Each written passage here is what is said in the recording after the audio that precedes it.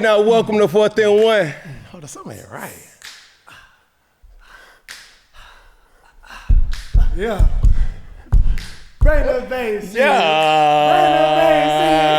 Bring the bass. Come on. Welcome to 4th&1. Okay. Well, I always got it done. Bringing facts, spotter, before the rising of the sun. I said, now welcome. Come on in. Okay. Come on in. Let it build. When your team. Let it build. I said, now welcome to 4th&1. Well, I always got it done. Bringing facts, spotter, turn before the rising of the sun. But this ain't me in the shotgun. Oh. Watch your knee. Oh, yes, sir. Yeah. Oh, lost the handle. Come on, pick it up. Get it back to him. Not the sky, huh? This is me in front of TV. Turn up. Me in front of TV. Come on. Me in front of TV. Let's go. Me in front of TV having a whole lot of, you like the sky hook? Yeah. Having a whole lot of fun. Yeah. Peggy, why we got all the people's attention? You gotta make sure, it's mandatory you make sure that you get the people to like, share, comment, but Peggy, what should they do the most? Subscribe, yo. Yeah.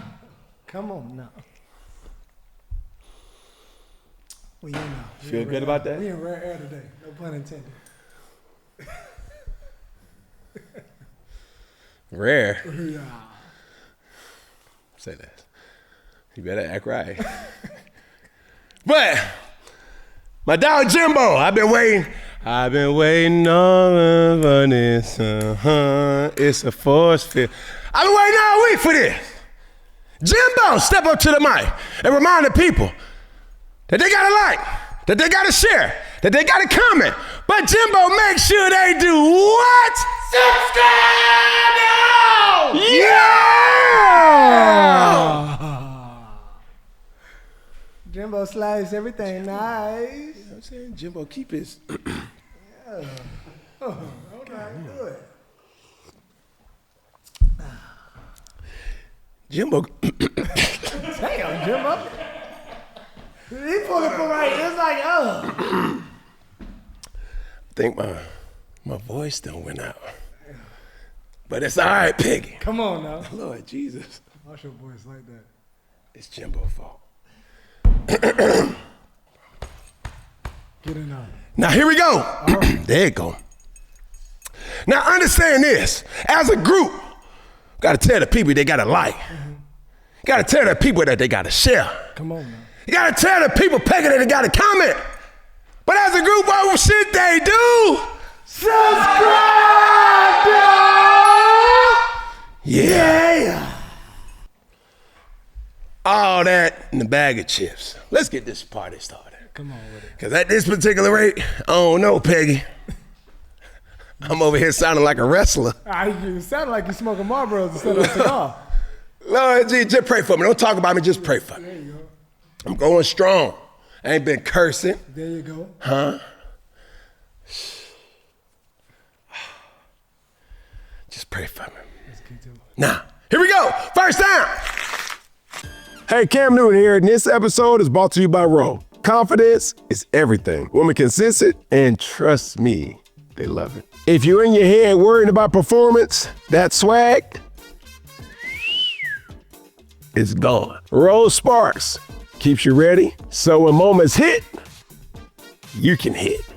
No doubt, just confidence. Fellas, Rose Sparks gets you ready fast. Dissolving under your tongue and working in 15 minutes on average. No waiting, no missing the moment. Plus, it stays active up to 36 hours, so when that mood hits, you can go back to back, round and round. Roe connects guys with a medical provider 100% online, so there's no awkward conversation with the in-person provider. Go to roe.co/sparks to see if you qualify. If prescribed, new sexual health patients get $15 off Sparks on recurring plan. Connect with the provider at ro.co/4th to find out if prescription roll sparks are right for you. That's ro.co/4th for $15 off your first order. If approved, treatment ships directly to their door. Compounded drugs are permitted to be prescribed under federal law, but are not FDA approved and do not undergo FDA safety, effectiveness, or manufacturing review. For full safety information, go to ro.co/safety info. Compounded drugs are permitted to be prescribed under federal law, but are not FDA approved and do not undergo FDA safety, effectiveness, and or manufacturing review. For full safety information, go to ro.co/safety info. Buy moment of the week. Uh-oh, Peggy. Let's see what we got. Man, we got none other than your boy Bill Belichick coming out with the big guns with Lil Tunechi.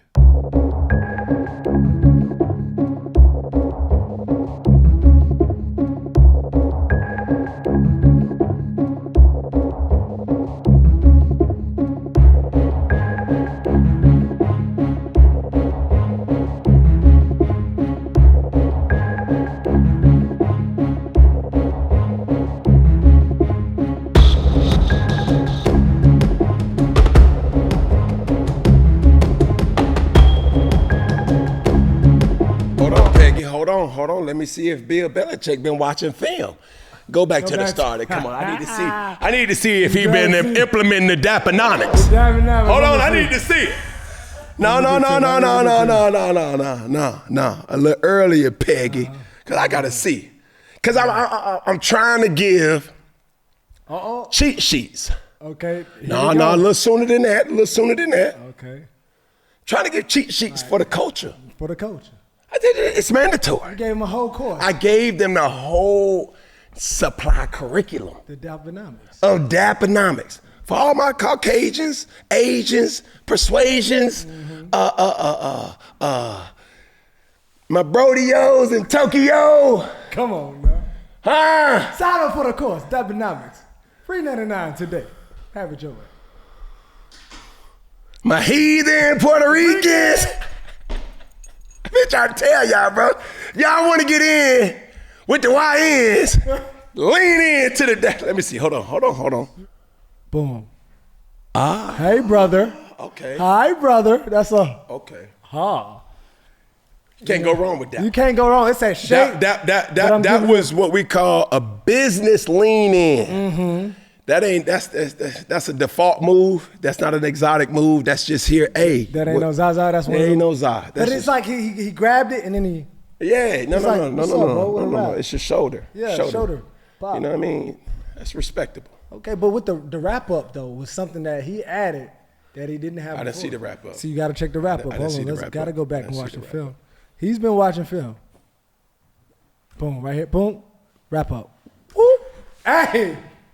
Belichick trying to look like a soul brother. Yeah. You see it? That's all in the detail. Way to find the safety right there, Peg. Hey. That's the way that I did the whole stand-ups. You know what I'm saying? Find the mic. Okay, cool. You seen the wraparound. Mm-hmm. The wraparound. Then we finish this because this is a question I have for you once we get to the end of it. But we didn't talk about the wraparound. Okay. So I'm going to give you a Dapenomics 2.0. Okay, the 2.0. See, when you go in with the shoulder, boom, that's solid. That's connecting shoulder? No, shoulder to shoulder. Okay. Head, shoulder, knees and toes, like all that. Boom, the shoulder. But this is what you got to do. Boom, there you go. Yeah. See, when you fist it, boom, brother. That's locked in. One whisper. That's it. The whisper? You good? Yeah. All right. And let go. Because last time you did the... You can't stay there. Pop, and then the shoulder. It got to be all inclusive. Boom, shoulder. What's up, bro? You good? As you... That's it. You can't stay whispering because that's too much. Only unless... What? Y'all know each other. Like, really know each other. That's one of them, like... God, boy, it's good to see you, boy. 101. Boy, good to see you, boy. That's when the vets really become veterans because If you got a little thing in the party, what's up, bro? But who that is with you, bro? You straight? You good? Oh, man, you straight?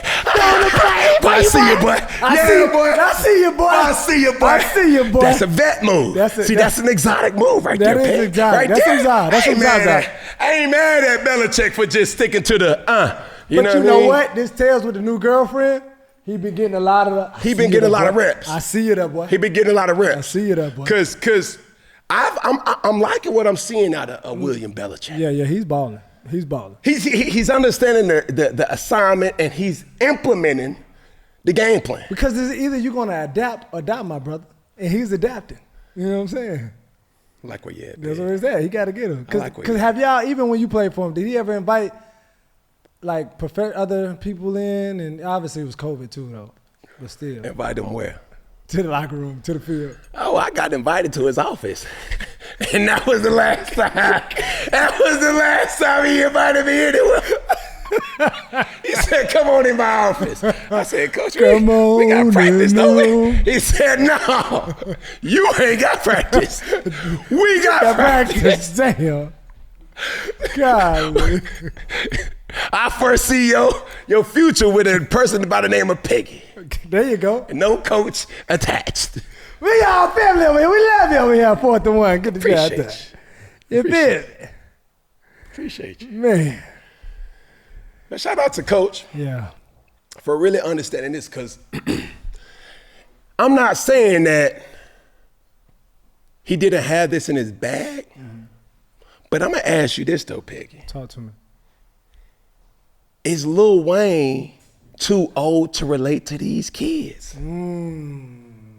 That is something real. Because to us, that's like, But I think people, they more used to his name than his music. That's what I would say. At that age, those kids at that age. Cause they ain't listen, they don't know about no Drought 3, Wayne. No Carter. You know what I'm saying? Peggy, do you even know about? Come on, bro. Come on, bro. Baby, I'm out here do what I gotta do with me and you. And we eat. Stupid. What? Is you tripping? I'm taking these chances. Come on, man. My feet on the ground. I'm thinking to the judge and the Money don't move. I won't budge, No, bud. No, I won't budge, no. No. Come on, now. Oh, man. Hey. I'm trying to tell you, I think they know the name. The best rapper alive? Come on. But they gonna say something like Lil Baby or something. Bro, I don't even think it's Lil Baby. That's what they gonna say. What they gonna say? NBA Youngboy, Oh, yeah, something like Playboy that. Cardi. Yeah. You know what I'm saying? Something like that, yeah. Like, bro, it didn't take me long to realize these kids in this generation is different. Why are they different? Because every song you listen to got some type of threat in it. It's assault music. Yeah. Like, But you ain't even, the thing I hate about the music though, what pissed me off, you don't have to rewind it back to say like, what'd he say? That was the thing. These kids, because I speak teenager. Yeah. So when I'm asking these little kids, I say, bro, what y'all like about this song? Oh, Coach, we just like the beat, twin. Twin. I'm like, bro, it's more than just a beat. Facts. If that be the case, go on instrumentals on YouTube. Facts. Strap beats. What are we doing? They don't know. They don't have to rewind it. So when I'm saying these kids have Lil Wayne, the best rapper alive, in their presence, do they really understand like they know Lil Tunechi? Yeah. I'm talking about Lil Wayne. Yeah, I don't know. B90s, you tripping? Lights out, Lil Wayne. Suffix, Lil Wayne. Sorry for the wait. Lil Wayne. No ceilings, Lil Wayne. Lil Wayne. The Drought, all of them. Come on now. The Prefix, Lil Wayne. Yeah, they don't know that Lil Wayne. Gangsta Grills, Lil Wayne. Dedication. 1, 2, 3, 4, and 5. Come on, They don't know about him. They don't know about one. Does these kids know what's going on? I don't think they know what's going on. I think they know the name, but they don't know the game, brother. We sound like That's two what uncles make on me the mad. porch. It's like, Belichick, I see what you're doing, brother. I gave you that. And you brought the, but to these kids, they just like no. Somebody had to respect it. No. Somebody had to respect And he came to North Carolina. it. It was Dreamville this past weekend. Oh, it was? Okay. That's why he was there. All right. Dreamville. He performed at Dreamville. He did? Yeah. So I'm sure, I mean, they got to know some of that. They got to know Wayne somewhat. But to what he was to us, I don't think that is to them. Who is it, though? That's why it's like you said, it's probably going to be. And that's sad. We don't know. We don't uncles on the porch. You know me. I ain't jumping up that porch no more. No, but y'all got to understand the magnitude of who Lil Wayne is, right? Lil Wayne is probably the only rapper that literally was still young, but was old at the same time. He's been in the game so long that his greatness was 3 times over. I mean, his discography of mixtapes alone is worth just the street credentials. Then you add in the body of work with, he did a collab album with Birdman, and that was a sleeper. The Birdman? The collab album. You know what I'm saying? This was before Watch the Throne. This was before, if you've seen like all the Drake and Future, this was different than, he's that guy. He's that guy. He's that guy. Right. So, without any further ado, I'm gonna tell you who else is that guy. From parts unknown. You dig what I'm saying? Right now he down. Hey. But he ain't out. You know what I'm saying? And when he needs some help, I look at him.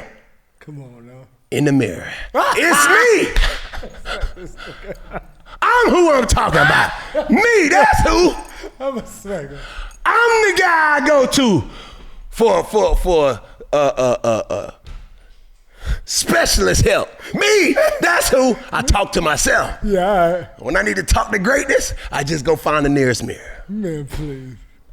Oh, you thought I was talking We about it? pick up the phone and call. I can't give you I want to give you, Peggy, but I'm going to give you everything I got. Here we go. Give me what you got, brother.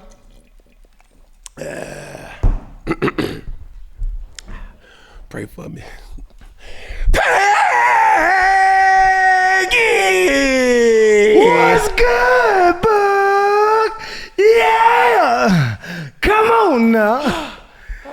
Yeah, you better kill yourself, boy. You might need to let that thing go. Think you need to let it go. It's another boy's TKO. Yeah. Oh. It's a meniscus ticket. You know shit. That nigga balling on the brace. Oh my God. Bruh. How you doing, Peggy? Man, shit, as you know. You know, I done went Humpty Dumpty and I fell down, you know. But I'm still good. I'm here though, bro. I'm straight. They said I messed up my MPFL. Anyway, my ligament that's attached to like that, I hold my knee in place. So this is the story, y'all. I'm gonna tell y'all the story because I know Bull gonna tell it his way. I'm kind of glad his voice kind of gone because he won't talk as much. But I'm gonna tell y'all the truth. So we was at the gym, and we running, we doing stuff. I'm working out, you know, Project Sexy, getting right. So I'm at the gym. I'm doing burpees. I'm minding my business. All of a sudden, somebody in there talking about, bro, you don't do them like that. You gotta add broad jumps with your burpees. That's what the exercise was. Anywho, I'm listening to him. So I start broad jumping and burping. On my 4th or 5th broad jump, I jumped down and I landed and my knee buckled. In and out. Pop, pop. I said, oh, and I fell down to the ground. Meanwhile, everybody thought I was playing because of where I fell. They said, you just fell out. We thought it was a joke. But Cam knew. When I grabbed that leg, he said, this ain't no drill. This is for real. I said, I ain't lying. I grabbed my leg and I'm about to start crying. I said, oh my gosh. They picked me up. But you can't keep a real one down. Peg's still in here, baby. The legend of Peg continues, baby. So all the people that love Peg worldwide, I'm still here, my brothers and sisters. All the people that love Peg Worldwide, put a leg in the comment. Yeah, put your legs up for the real ones. The Peg legs still here. Brace yourself, baby. Brace yourself. Oh, Lord Jesus. So put a titanium leg in the comment, man. Man, so I'm on physical therapy for about 6 weeks. I'm on surgery? I'm on injury reserve. As of right now, nah. So they had to get some scans. Then I got to end up getting an MRI this week. But it's all good. It's all good, player. I'm down, but I ain't out. How was your weekend, though, other than that, though, Mr. Kyle? Man, it was good, man. You know, we done seen the Millennium Tour. Took me back to middle school, high school. Bow Wow, shout out to him for doing Funky Friday. So if you ain't tapped in on that one, make sure you catch that one. And it's a new one dropping tomorrow. But yeah, went to Millennium Tour with the gang. You know, kicked it with the crew. Y'all didn't invite me? We invited you. Y'all did? You turned us down. That's what it is. I went to go talk to the specialist. That's all I did, you know what I'm saying? But yeah, man. So my weekend was good, man. What about yours? Everything was good, Peggy, until I just lost my voice. I mean, damn. Life come at you fast now, brother. Life comes at you fast. But you don't hear me complaining. Don't complain, brother. I'm maintaining. Now, the question is, do you know who this jersey is? I do. Who is it?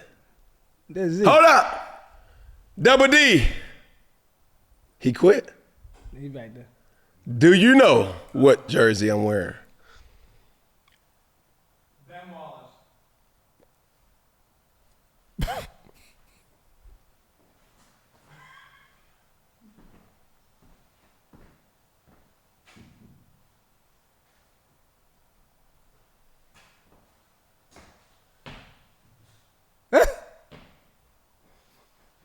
I think Jimbo, man. Give Jimbo some love, man. Jimbo, talk to me nice. Do you know? Is that Dennis? Dennis Rodman? Sky Diggy? You got all these basketball shirts. You're not. I'm going to go Rodman. Robin or Rob? Who? Rodman? No, Rodman. No, Dennis Rodman. Peggy? I did Dennis. Dennis the man. Before the Bulls. First I just seen a 1. I thought it was Isaiah, but then I seen a 0.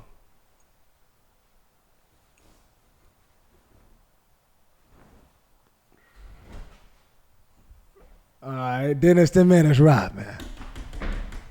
You know what I'm saying? And the Bad Boys. Yeah, this was the same Dennis. Yeah. By the time he got over there, Cooking they just put an N in the prefix of the same. Yeah. In. You dig what I'm saying? Yeah. But my weekend was therapeutic. What you get into? Nothing. Man, you know these days, bro, I genuinely love to do nothing. I mean, I enjoy it. Nothing. Get my little workout in and do nothing. I was trying to clean up. My body said, boy, sit down and do nothing. Some rest. You dig what I'm saying? Yeah. I went to go see my son run his track meet. Chose you? He a Newton, bro. But yeah. You know what I'm saying? He did what he was supposed to do. Yeah. Came back, Peggy. And you know when you got a smart TV, they start giving you like references. Yeah, references. Tell me why God was looking out for me. What did he done put you on a new show? No. What? He put me on the oldie but goodie. What was it? He said, tap this button right here to watch a matinee of Cops. Ooh, it's some ignorant people out there, boy. I mean, ignorant. They've been ignorant. Boy, the Cops episode was so long, was such a throwback. Them folks was riding around in bubble caprices. Like going crazy. Chevy, but like, bro. Box Chevys. No, bro, there was an episode with a box Chevy in there. Golly. I said, man, A lot of I cane. forgot how good Cops was. lot of finding came by Bad pull boy, up. bad boy. What you gon' do? Man, boy, it was a fleet, boy. Them folks had more excuses, boy, than anything. What you gonna do? Dude done slit a dude's neck For real? just because he robbed him for his McDonald's cheeseburger. Said, buddy, what happened? Man, that mother stole my burger. Man, come on, man. Get on with this show, man. Yo, what's good? What's poppin'? Hey, if you're asking yourself, what in the world is Cam wearing on his head? Man, it's a Mexica hat. Get yours today at MexicaHats.com. Ladies and gentlemen, if you want to see Cam in a different light, Coach Cam, Philanthropic Cam, Give Back Cam, man, show your support today at C1N. If you're a person that's in the youth football space, sign your team up for a tournament today. 707 tournament, full contact football. As we always say at C1N, bless the babies. Ladies and gentlemen, if you find yourself in Atlanta, Georgia, please look no further than Fellowship ATL for your vibes, good eats, and just immaculate ambiance. That's Fellowship ATL, 110 Centennial Olympic Park Drive, Atlanta, Georgia. Man, I mean, if you're liking what you're seeing, show your support at Iconic Saga. Follow Iconic Saga on all platforms. That's Instagram, that's YouTube, that's Facebook, that's Snapchat, that's TikTok. If you liking what you're seeing from me and my dog Peg, subscribe, dog. Or go to Funky Friday and catch an episode each and every week, each and every Friday. And let's get into it. And here we go, next clip. So Alexander Ovechkin breaks Wayne Gretzky's record for the most goals ever with 895 goals. Check it out. Gotta force it to him if he's open.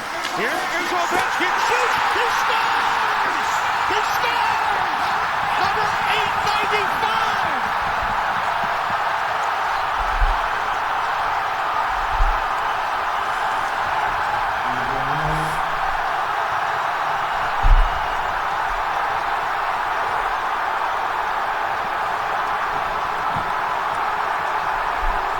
Where the black folk at, Peggy? It's ice, my brother. It's ice. We ain't gonna be in the cold, okay? I'm just saying, boy. So this is Wayne Gretzky right here. Black folk don't play no Ambassador of the hockey. And, thank you all so much, Alex. I said I'd be the first guy to shake your hand when you broke the record. And I wore this pin. And one last thing before Alex speaks. One of the great things about my setting the record, Colleen Howe bought my wife a beautiful gift and a wonderful note. And we know how the legacy of hockey passes down, but so does it with the families and the wives.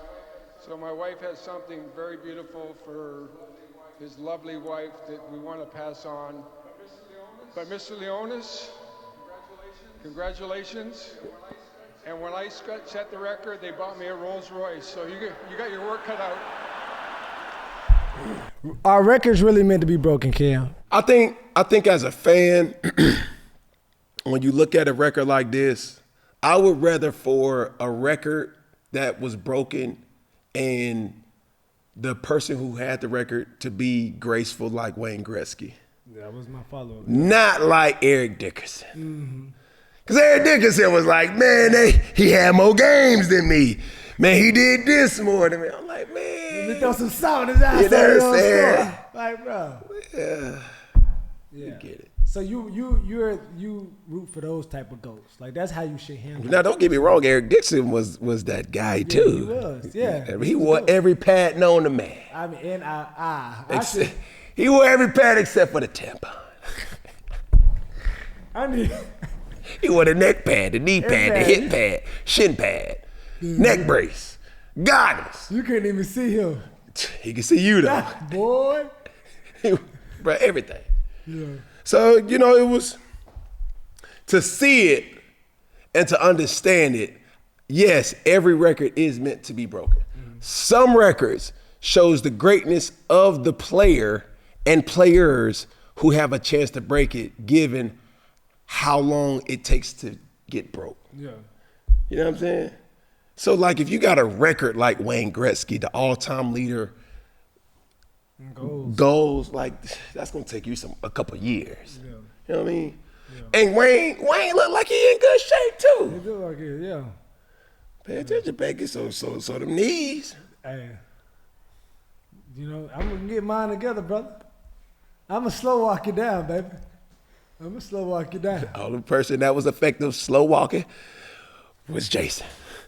Hey, And it sounds like your name is Piggy. Bush. There ain't no correlation. Ain't nobody scared of you. Yeah, all right. I'm gonna get on. They see you limping coming up.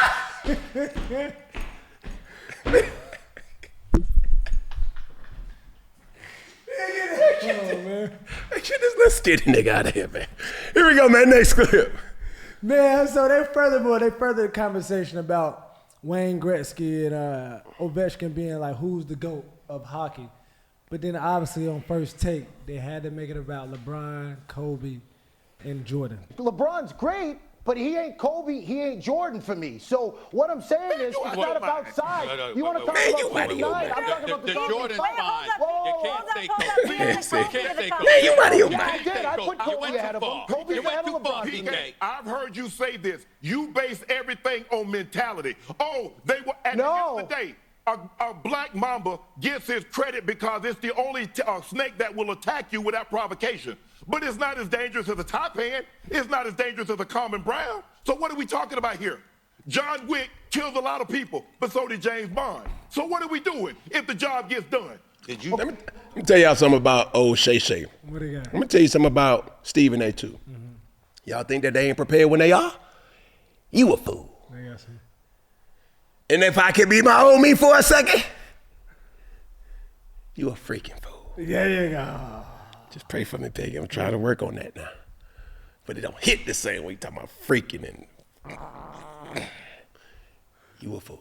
So if you had Cam, who's the GOAT? If you had it, Don't listen. Don't even get your ball. no. Cam Newton said. No, cause they all great in their own right. See, the thing about Jordan and the thing about LeBron, the thing about Kobe, and the thing about a lot of other players is it's all subjective.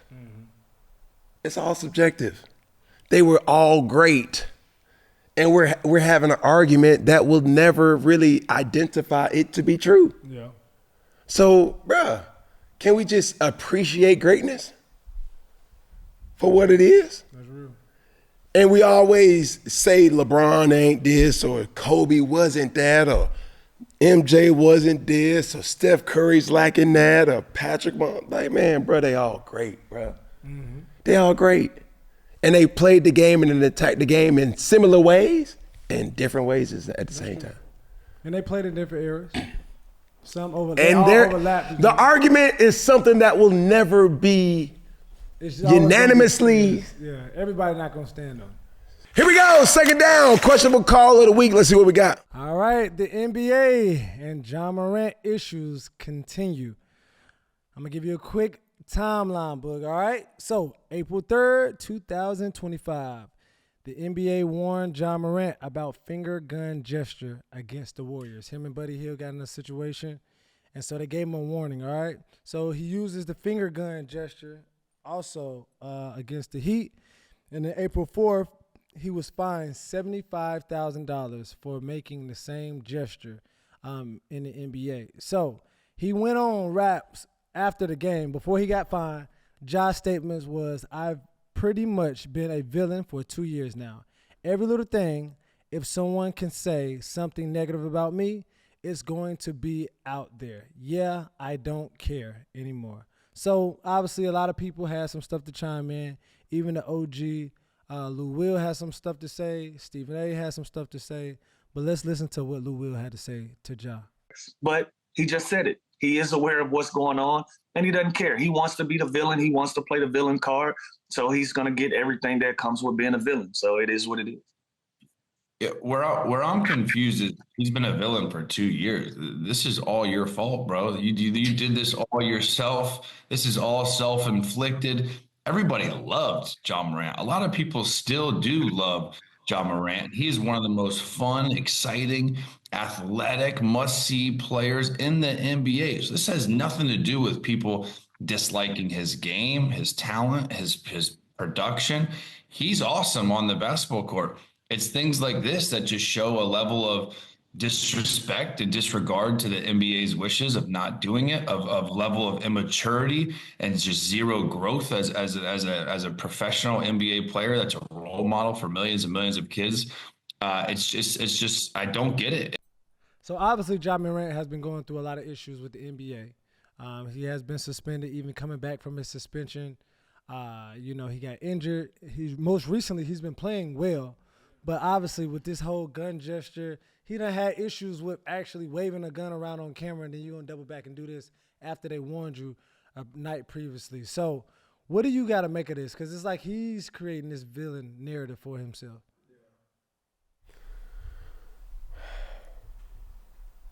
Whether you do it or not, Ja, people still gonna respect you.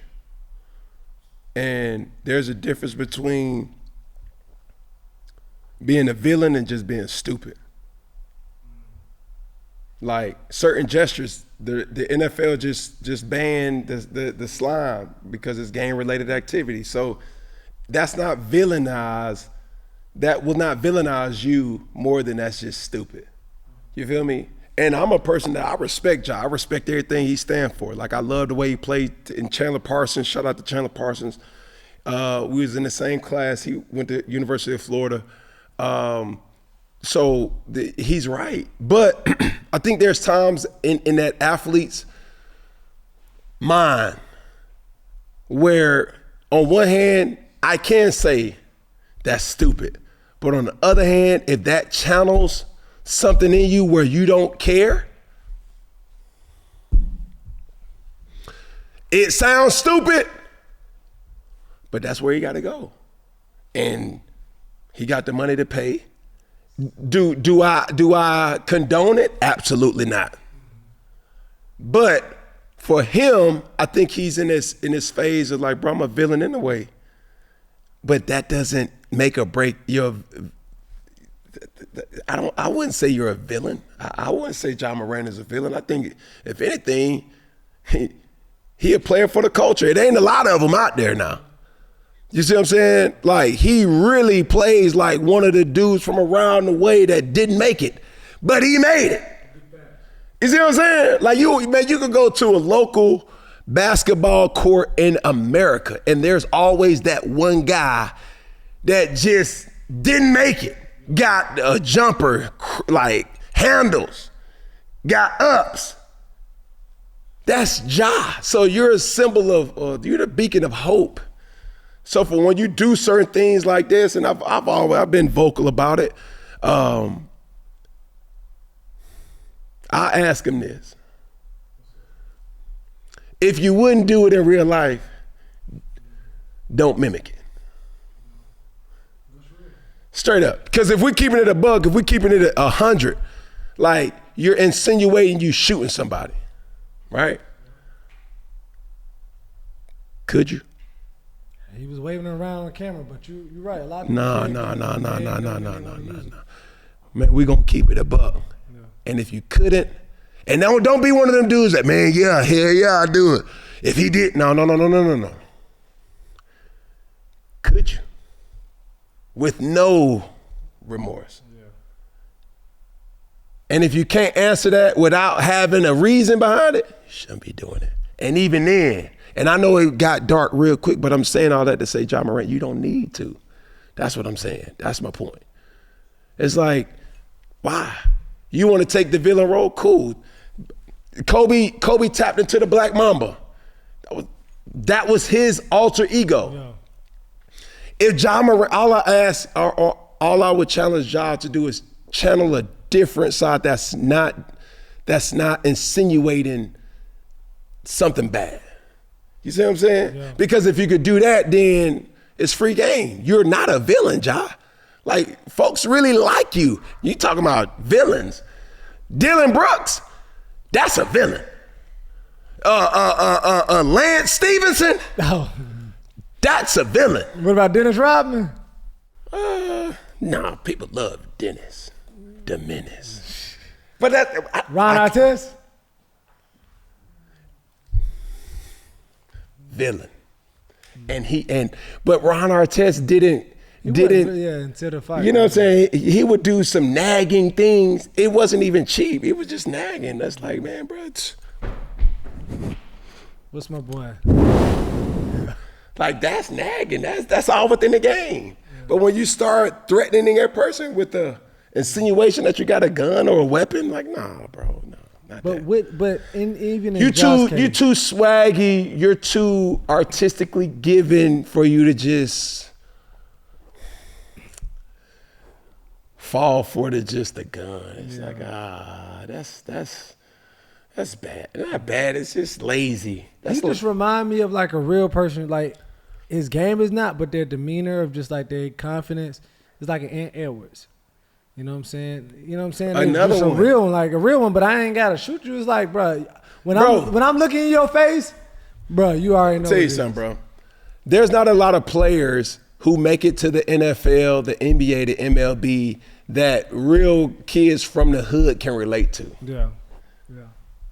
You dig what I'm saying? Yeah. So like when you hear names like Allen Iverson, when you hear names like Ja Morant, Anthony Edwards, Lamar Jackson. Like these kids, bro, they see these people because they come from where they come from. Yeah, for sure. And you got way more impact than you giving yourself credit for. So if you got to tap into that villain, cool. But the antics, nah, not like that. But like who do you listen to in this case? It's like his dad's there. I don't know what he's telling them. Like, obviously his team and people are telling him certain things. But it's like, bro, I just got paid. I'm pretty much untouchable. Like, who do you listen to in these situations? That's why you got your ecosystem. That's what you're supposed to. But have you ever had a time when you were in your career that you like, bro, ain't nobody can't tell me nothing? Like, what woke you up if you ever got to that moment? My brother and my father. They was the only two people that could reach you? Yeah, there was a time where I wasn't too keen to talking to the media. And they just had a sit down with me. It's like, man, bro, look at this. Like, we know you don't like losing. That's the gift and the curse. But you're a professional athlete. That's what you signed up for. Come on now. Look at it. No, look. Look at that. That's you, bro. And I understand it. I get it, but that ain't the franchise quarterback. And Ja, you're the franchise. Bro, you are Memphis. Your impact in Memphis is similar to the impact that Derrick Rose had in Chicago. No matter wherever you go, no matter what the people say, they gonna love you anyway. What you've given Memphis is something that nobody else has been able to do ever. I can't remember, right? So while that team has been in Memphis, Tennessee, you gave them and they've engulfed your level of play. Tony Allen, like those gritty guys, they didn't have a personality like a Ja. You know what I'm saying? Or the scoring ability like a Ja. So Ja, it's a big picture here, bro, where I'm like, bro, I see you, but not like that though. You know what I'm saying? Like, you too creative for you to just settle on that type of taunt. You know what I mean? Well, you could get in your bag of tricks to really come out with something that's like, oh, okay, I see you. And guys really like you. Like, bro, you got cats around the world that's trying to mimic your game. So that's what I would say to that. Here we go, next clip. All right, as Lou Will talks, Tyler Hansbrough has something to say about your boy Lou Will. Lemon Pepper Lou. Lou Williams had 2 girlfriends. And he had like code names for him, and he was very open about this. You play with Lou Williams. Did you meet both girlfriends? Did he bring both girlfriends around, or was that like a known thing that he was a polygamist of sorts? They sat next to each other. They're at every game. I mean, Lou Williams off the court for doing that. I mean, I'm not sure he could do anything basketball-wise to ever really top that. Some of his accomplishments off the court. Man, I love Lou Williams. We were actually the same high school class, but no way. Yeah, it was absolutely. So I knew him a little bit, but man, that was very impressive. And they were And his girlfriends, they looked, I mean, they were impressive. They weren't like, They were impressive. Smoke shows. Like, it would have been, in fact, like, if he brought two girls, like, they're all right. But no, these two girls were like model hot. Model hot. At the game. And it was hilarious, but much respect to Lou. Yeah, I just great wish teammate I could too. have heard some of those conversations in the locker room with Lou. Man, that's crazy. He seemed like an all-time guy too. That was impressive. Bro, Lemon Pepper Lou white guys describing black people is one of the. It's like it can go all the way good, or it can go all the way bad, bro. It's. I'm talking about not on the field, not on the court, not on the. When cause it take an athlete to understand this. After a game, we celebrate different. Explain. After the game, the brothers, we going out. We going out. I mean, we going out to where they playing Lil Wayne in the club. Not no bang, bang, bang, bang, bang, bang, bang, bang. No. This is not no, what they call it, EMT. EDM. EDM. You're going to need an EMT after you finish. You're going to need an EMS. Yeah. White folk, my Caucasian brothers, they going to have a couple beers. Tonight, we're getting toe up. They gonna wear the boots, they gonna, you know what I'm saying, they gonna take the shirt off and have a good time, and they gonna have the peoples on. Like, that's what they go. Man, them brothers, man, tell you something, man. They walking there like that. Deep in there. What is that celebration like? Did you ever go out with your teammates a lot? Did I? What does a night after the big win look like? Like, your big win, you out with your teammates. What that look like? A lot of hot wings and a lot of George Washingtons. Okay. Lemon Pepper Lou style. But have you ever stayed or flew back to a city to celebrate? Like, say y'all play the game, y'all got to fly home, and it's a good game, y'all might be off the next day. It's like, look, come on, let's go to another city tonight and party. Back? Yeah. Or do y'all just stay off the plane and don't come back? If we get Victory Mondays, I don't know. Like, can you opt off the plane to come right back? I mean, you grown. It just depends on who you is. You know what I'm saying? Like, bro, this ain't college. Well, I didn't know if it was like a thing. Coach, I'm not going back with the team. All right, cool. You straight? You good? All right, bet. It's one of them. But if you, depending on the coach in this situation, it's like, where you going? We got practice tomorrow. Okay, I'll be there. Yeah. You're a grown man. Yeah. Feel me? Now, Atlanta was in our division.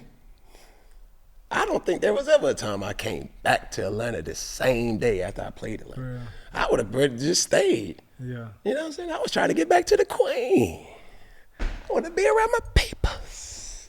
I couldn't be, bro, doing football season, but I couldn't show my face around Atlanta like that, bro. Nor did I want to. Oh, yeah, because of the rivalry. Yeah, it wasn't. Even after, that's crazy, though. Like, you played for the rivalry team, and then you're from this place. The Battle of '85. But that was like, every game, even filming you, you knew it was Atlanta. Because the thing is, Cam would come out last for warming up. Like, everybody come out, it's like, all right, Cam going to come out, one of the last people. Atlanta, for some reason, you were the first people to come out. Could you blame me? In the Saints game. Could you blame me? But Atlanta definitely. Tone setter. Man, listen here, bro. Listen here. That was a different type of game because on the off season, I always went back home, and it was just, folks just talking. Yeah, in the gas station, in the grocery store. We gonna beat you this year. We gonna whoop you. Rise up. Sit down. Yeah. Shut up. Who that? I'm that. Keep. Listen, bro. It was a good rivalry to have. Yeah. And during that time, too, you had a good New Orleans Saints, a good Atlanta Falcons, shaky Tampa But they had their runs with Josh Freeman, Jameis. But we knew when it came down to Carolina, New Orleans with Drew Brees, Carolina, Atlanta with Matty Ice, them was gonna be some cheek clinchers. Yeah, they was down to the wire. Yeah, it was a division of game. So yeah. Here we go, next clip. Well, since we're talking about Atlanta, this is a crazy fall during a fan game for the Atlanta Hawks. All right, then tick, tack, go! Oh, James! That's how Peggy was. That's So how my Peggy man- was. So they was doing the game, obviously. Dang, I miss my Man. dog. And my boy ended up tearing his ACL. So as we're working out, I tell Peggy to go on, Peg, go on to start, because I don't want you to be side by side. I don't want folks to be thinking that we cool. All right? Let me lead the pack. And I see Peggy, I'm looking, and I thought, when everybody knows that reenactment, like when something fly in your face, like a fly or something, off guard. Like that Like reporter. that. Yeah. So I seen that reaction, and then boom, he fall back. He didn't even break his fall. He was just, That scene of get out. He was just in that. Boom. First thing hit was a spine. I said, Peggy, you straight? I thought he was joking until I seen him rubbing that knee. I said, oh, no, this serious. I said, bro, you straight? You good? Nah, broco. Let me tell you what was embarrassing. And I had to act like I semi didn't know Peggy because I had Peggy, you put me in a compromised situation.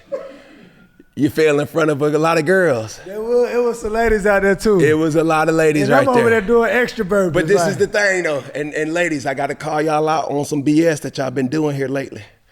I do not like to see men take off their shirts in the gym. It's just like, bro, what are you doing, bro? Come on. Let's keep it cute, keep it professional. Put your shirt on, all right? We get it. You juicing, all right? Cool. Ladies, stop wearing them bun grippers in the doggone gym.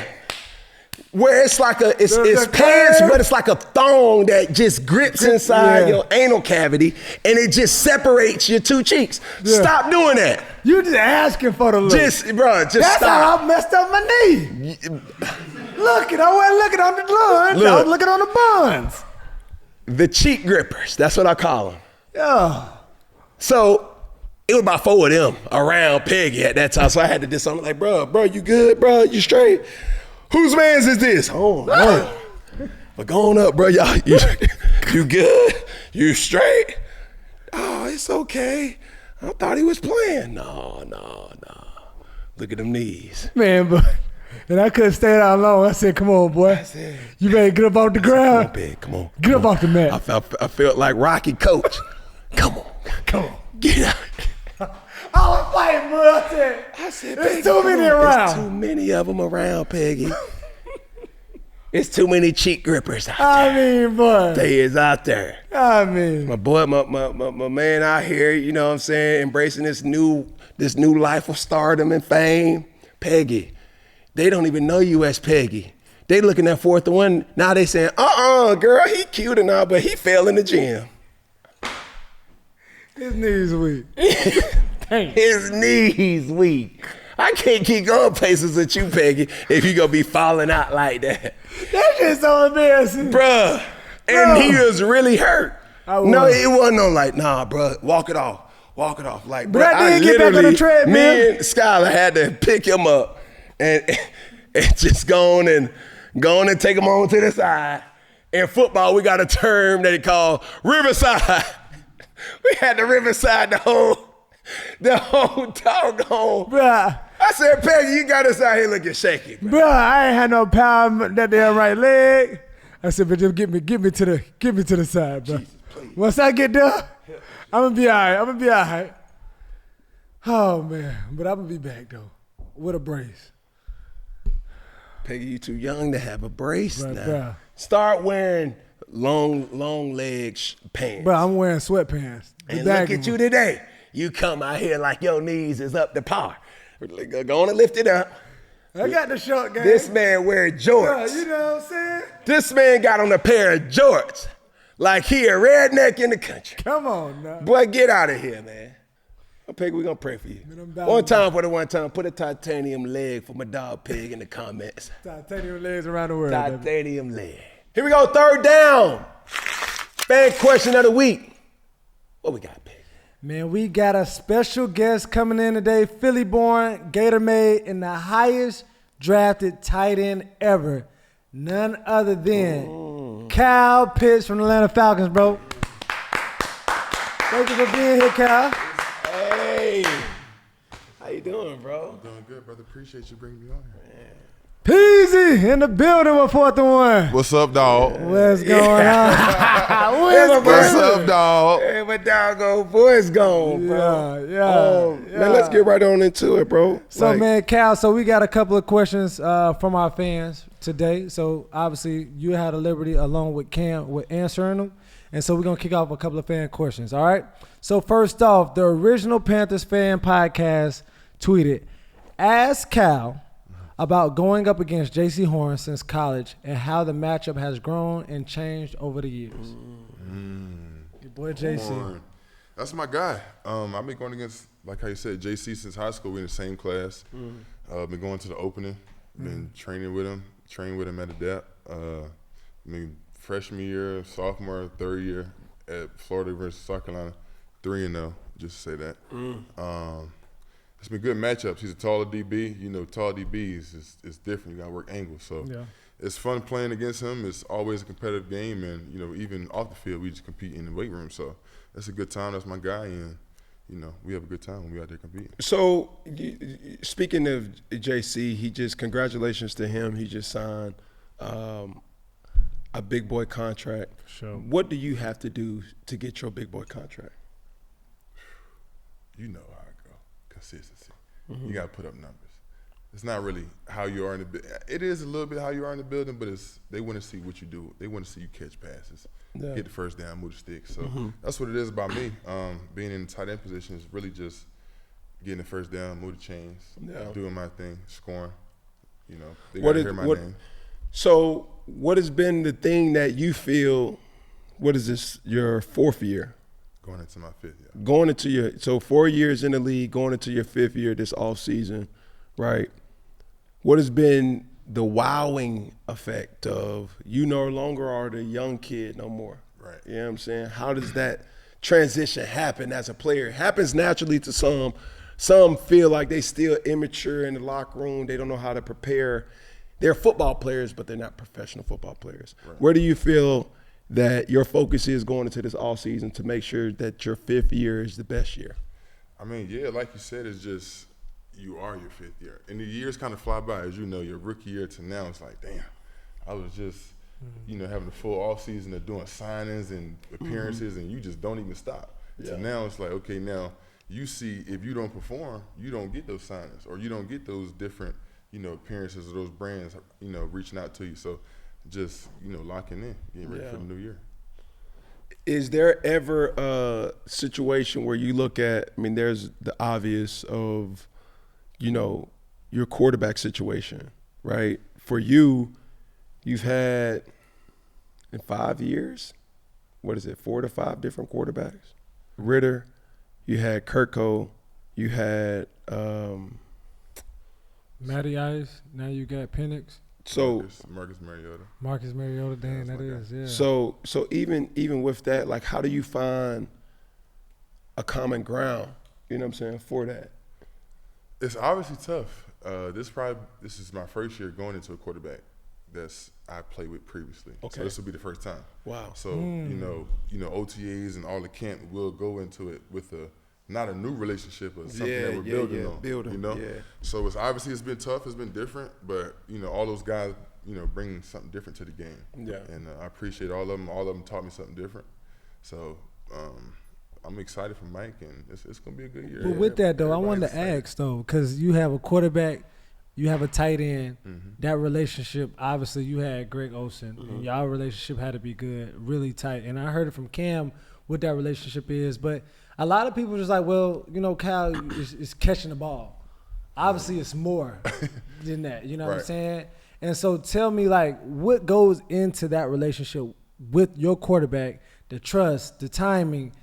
Obviously, all of them might throw this differently. You know what I'm saying? So what are some of the intangibles or the attributes of building that relationship that you look out for with a quarterback? I mean, in general, just the play of the game is just, it's all 11. So when one person messes up, that kind of is a trickle down effect. If the O-line, if somebody blitz and, you know, somebody comes scot-free off the edge, it don't matter how much you beat that guy. You know? You win that route, but quarterback blitz. Or if he sees somebody or it's a cover 2 corner, he might have baited him and now, you know, he took it to the, you know, 6 the other way. It's a bunch of things that go into one play. You know, everybody thinks it's just, why aren't you getting open? No, you might be open, but you might be on the other side of the play. Or they change the defense. So it's like it changes every play, every quarter. You make, just like, you know, one side does, the other side does. So, you know, you make mid-game adjustments, halftime adjustments. Okay, they sitting at the sticks. Maybe we need to give them a duck move. You know, there's different things you got to go into it. So it's just going along, rolling with the punches and just trying to see how, you know, he likes it and how he sees the game and how I can be, you know, in my position at the right time. How many coordinators have you had? Two.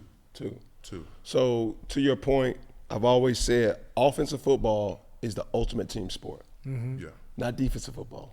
Offensively. Now somebody's gonna say, oh man, what you mean? Like, listen, defensively, everybody can fall down and throw a deep pass. If the receiver drops it, the cornerback going. That's right. That's right. That's the you know, but that's fair. It's offensive football. You need the center to snap it. You need to allow him to make a proper mic ID call. You need the running back to get out in protection or to protect. You need guys to understand this, especially at the receiver position of tight end. Guys got to do their job, right? So if you got a read route, if you got a drag route, if you got a this route or that route, it's a combination of multiple guys doing their job to allow somebody else to get open. If you got a disgruntled guy, man, bro, hey, man, that ain't just no clear out guy. It can affect you. It can. You see, now he's muddying up a read for you. Come on now. You looking at the read, you know, the out and the go. And you need him to flush him out. And he not doing it. So that's all of all the part. You win that matchup, but down the corner sitting there. So now I look bad. Come on. He threw it into a corner. Come on. And now I'm the one. Or they got jammed. Right. He got jammed, and now I'm off time. We bumping into each other. Yeah. Now he's on the other side. Say less. It's about time. So I gotta chime in. Obviously, earlier you was talking about 11 guys on the offensive side, but speaking about 11, Julio Jones just retired. Obviously came in with you, Cam.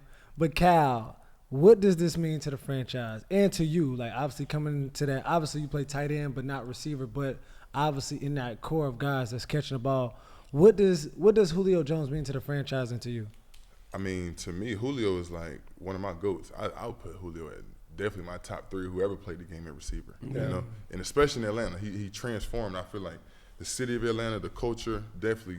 Julio was one of the best to ever do it, and just to see, like, one of the trailblazers of the receiver position. I feel like he was one of the first 6'4" guys who could run like Tyreek Hill at 5'10". He can run a post for 80, and he could run a dig, and he could the whole route tree. He can do it. So it's obviously it's great to see him retire in the great career he had. But for the city of Atlanta, they gonna ever remember. Man, Julio Jones, my favorite football player. 100%. No, I told him that. Like he's definitely my top no, 3. he's. I've played against Julio my whole career, like in college. Crazy enough, when I was at Florida, I hosted Julio. And all this dude wanted, he was like, bro, I'm not coming to Florida, bro. Just give me the money. Like they give you a per diem. It had to be all but $150, $75, something. He's like, bro, just give me the money, bro. I ain't, you ain't got to worry about me. Just give me the money. We'll be good. I'll figure out whatever I'm supposed to do. I'm like, man, get out of here. I need this.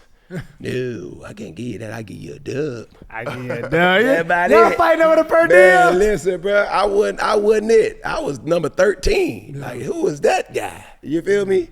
But all in all, man, Jones was a guy who I respected. And I got an opportunity to work out with him with an extensive kind of like multiple days. Yeah. And seeing that version of him made me respect him even more, right? Competitively, there's not a lot of receivers that have accomplished what he has. And another thing was like, I hated playing against him because he intimidated so many different DBs. I remember, bro, we was getting prepared for Atlanta. And the DBs, they will remain nameless because I don't want to call them out, but they had a discussion in the cafeteria like, yo, bro, we going against Julio, bro. And then one of them hasn't played, he was a rookie, and he hasn't played Julio Jones yet. And another person who played against him was like, bro, this dude different. Like, he sound like a bull coming out the line. I said, man, hold on, hey, stop this nonsense. Stop it. This dude put his pants on just like you two, bro. Like, lock this fool down. Long story short, Julio Jones broke the all-time receiver record, bro. Real talk. He had 300 yards. You knew during that week it was over. We was cooked. It started in the lunchroom. We was cooked. Started in the lunchroom. That started He was lunching in the lunchroom. We got the Julio this week. Bruh. We got Julio this week. Bruh, it was bad. And I think that was the game I got knocked out too. So it was just all bad. That energy was just all bad. But, you know, all in all, bro, I look at him and just appreciate from a competitor. You know what I'm saying? Like he says about JC, real competitors lean into the competition. There's a respect, don't get me wrong. But when we competing, oh man, it's gonna be what it's gonna be. Yeah. You know what I'm saying, Peggy? Yeah, I feel you. You would hate to see me across from me, sitting and talking and like that. Don't get 4th&1 Cam confused. Boogie mode. Ooh, it's pressure. Yeah. Go ahead. We'll talk about pressure, all right? So now the game, obviously it's been betting for a long time, but now the parlays, the betting is so many sites.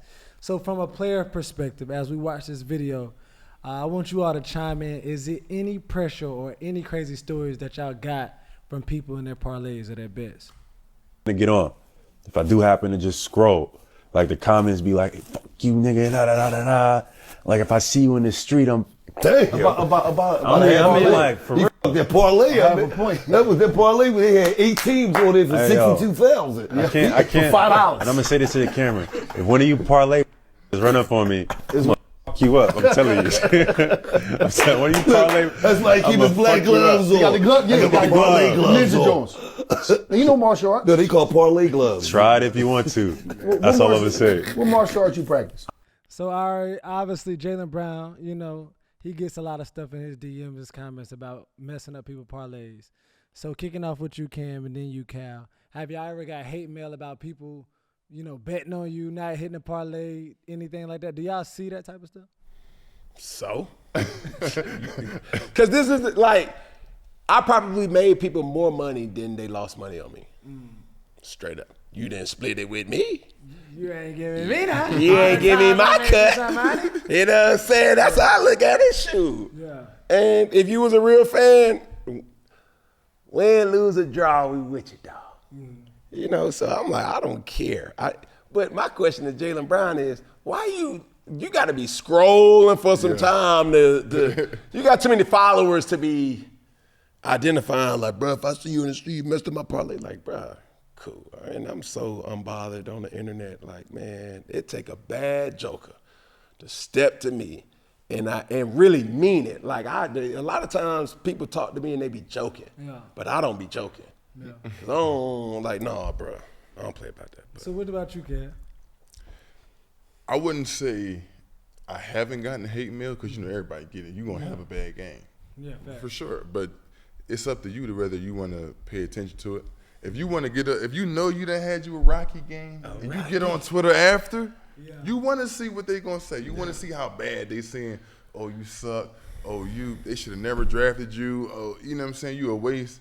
I mean, that comes with it. Obviously, they putting they hard-earned money into it, and they feeling as though the game should go how they think. Have you felt love or hate in Atlanta? Yeah, you know, you feel it in Carolina. No, for sure. You're gonna have that's the nature of our business. You know, it's the nature of the business. You know, when you're doing good, you're on top. Everything is perfect. Yeah. You can't do no wrong, bro. When you had a little stump or you had your off year. Man, get Kyle the ball. Get Kyle the ball. Everything. And then it's like, don't throw it to him at all. Right. You know, yeah. For the people who really never know what's going on in the huddle, those are the people who had the most say. Yeah. You know, so they think, it's just, you're not getting open. Or it could be, damn, O-line might be getting ate up. The defense is playing really good that game because that's how the game goes sometimes. Either it could be offense, defense, or special teams. And if the defense hot and y'all just getting shut down, then that's the week. That's how it go. You need your defense to slow it down so y'all can keep a tight game. Man, listen. You know? If you live for the oohs and the ahs, you also have to be prepared for the boos and the nahs. Yeah. Mm-hmm. Straight up. So stay even keel.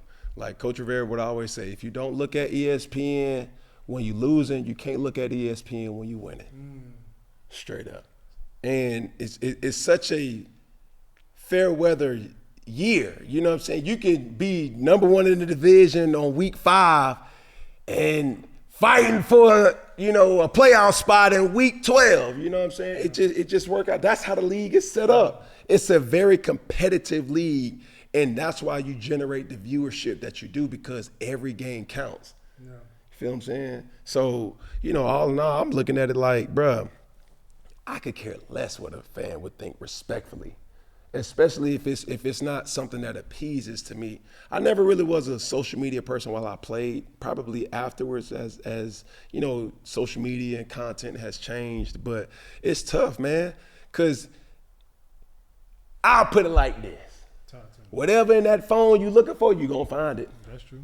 That's true. All I'm asking is just keep that same energy for the good. You happy? The bad, you got to accept it. You know what I'm saying? So if you're that type of player where you're running the Twitter, you're running the TikTok, you're running the Instagram, you're running the Facebook, you're running the YouTube just to see what people are saying about you, just use it. Don't let it use you. But real quick, and it's hard for me to skip over this part. Obviously, y'all are professionals in the game, but now they are too. But as a college athlete, do you see this as a bigger issue for somebody like that? Oh, bro. And how do they even think? Like, what's the mentality for them in regards to this? Man, I don't know how Kyle feels about this, but it's a lot of mentally weak athletes that's out there. And even in the league, too. Yeah. You see what I'm saying? Like, I'm the type of guy, I'll do everything 100%. You feel what I'm saying? Yeah. Try to, at least. So when you don't have the best game, you can't kill yourself. Yeah. You know what I'm saying? You don't have a good season, you can't kill yourself. Use it, do not let it use you. Because if you find yourself wanting a reason to be mad, you're going to find it. I promise you're going to find it. Yeah. But if you're looking for a reason to get going, cool. Is that. So, Cal, what would you tell you, Florida Gator Cal, you know what I'm saying, in this situation? I mean, Florida Gator me was different. You know, it was pre-NIL.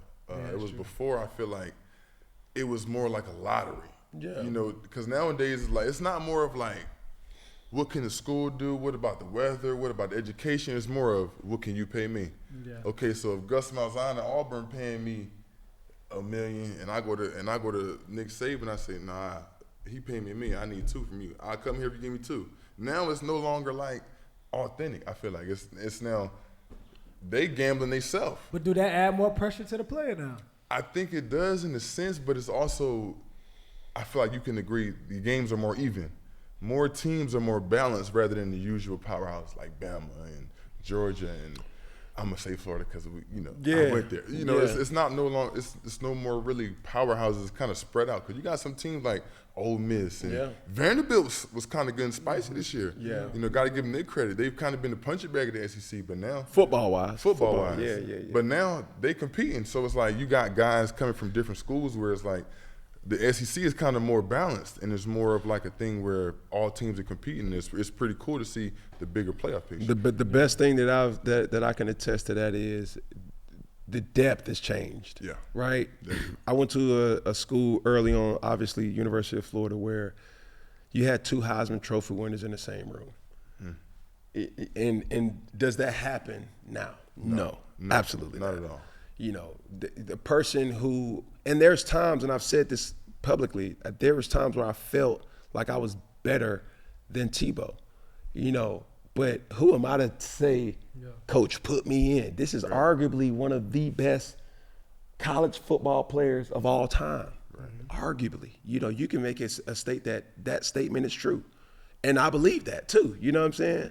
What he was able to do during his stint, it would never be mimicked again, that following that impact, right? But for me as a player, sitting back, my reps is on a pitch count because I not only was trying to play, I'm fighting for a backup job. Right. So I'm like, man, what are we really doing here? So as that happened in real time or in this day and age, no, because you have to ask yourself, why did I really come to this school to play, right? Now they're saying I'm coming here to get money. Yeah, that's real. And in some cases, yeah, you can get it, but I'll tell this to any athlete that goes into the NIL with this mentality. All NIL is to make your college experience comfortable. Something that people have came before you, crawled, walked, burnt, got killed for your ability to receive a stipend for your collegiate time. Yeah. Appreciate that. This is not generational money here. No. You know what I'm saying? Like, even if it's $1 million, bro, you're 19 years old, doggy. That money gonna be spent by the time you hit 21. Can you do something for me? It's like, bro, let's put it in reason. Like, all this NIL money is really to say, like, bro, I'm straight while I'm in school. The goal, the ultimate goal is still to make it to the league. Because you would say, just like I would say, just like anybody in their right mind who's experienced the NFL check would say, that money a little different. On Tuesday, goodbye. They ain't about to sit up here and say, they ain't gonna hold your money up. They ain't gonna do none of that. It's gonna be there. Every Tuesday. Every Tuesday, bro, like clockwork. You ain't gotta be, hey, Miss Linda, hey, I ain't get my, no, bro. At 1 a.m. on Tuesday morning, you can see that green. Oh, thank you, Jesus. What did that The feel bank like account though? do the Holy Ghost. But that though right there, like even Cal and even Cam, like Cal kicking off with you when you got your first game check. Like, what it feel like? What was one of the first things you bought? Like when it hit The first thing I bought was a Big Mac. That's crazy. A Big Mac? That was rookie year of me though. The food? Yeah, I did. It was Big Mac meal. It was fresh too. So you seen your account. Hello. Got me a big meal. Goodbye. Big Mac. You know what I'm saying? The large, I'm saying, look, the large mango pineapple smoothie. No whipped cream. You know what I'm saying? Yeah. So what you say when you looked at your account? Like, take me through that time. Man. Like, you seen it, you like. I was sitting there, and it was COVID actually, so it's like I couldn't go into the building, so it's kind of a different process. Yeah. I'm like,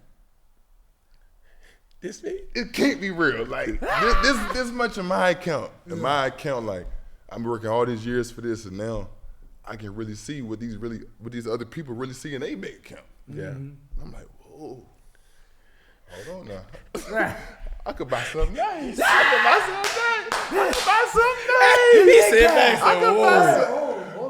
could buy me a nice little outfit. You know what I'm saying? You know, I went to get something to eat. And I got the appetizer, the entree, on top of the steak.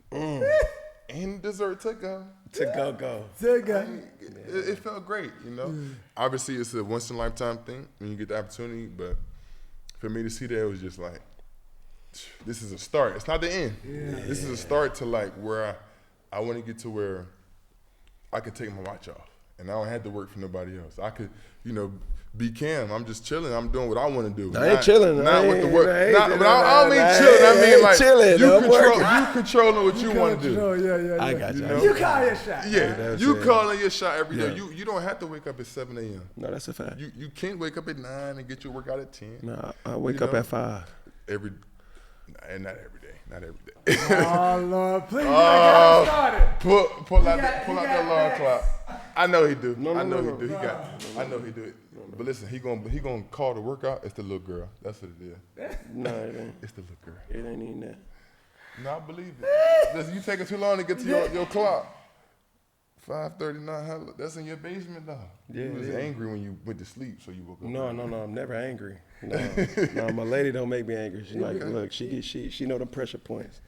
Yeah. So, Cal, what brings you your peace? Obviously, during the season, good game, bad game. That's a great question, Peg. Like, what brings you your peace? Like, during the season, it's kind of different because you kind of on the schedule, doing the same thing kind of from Sunday to Monday.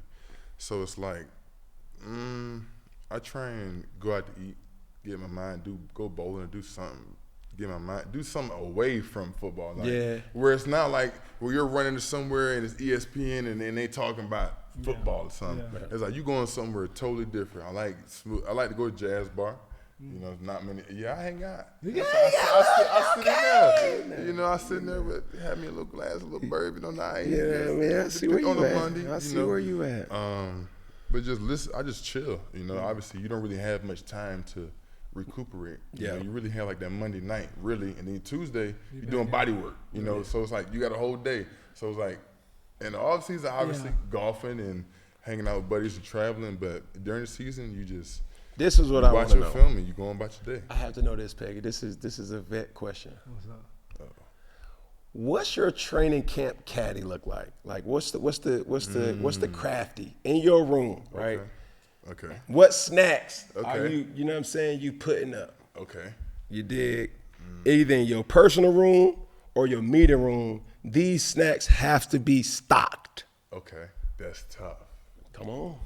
Because I never felt like I could be the vet to like make the rookie go too crazy because I got lucky. I had Lee Smith. I'm pretty sure you know Lee Smith. Yeah, good guy. So he kind of made my rookie year kind of easy. But so it like ain't too much that he could do. When he made me do it, it was like for the other guys. So it was like, obviously you got your dip and your seeds and all that and your peanuts. Nuts.com is big now. You can get chips, peanuts, pretzels, seeds, hello. I know you big on it. So all of that. Whoa. That's the pause? Yeah. No. Yeah, bro. You get it. Yes. Pretzels though. You get it. Yeah, okay, but all right. Let's go back to my nuts.com is big over here. Talking about nuts.com. Okay. Bro, you in the league, bro. You got money.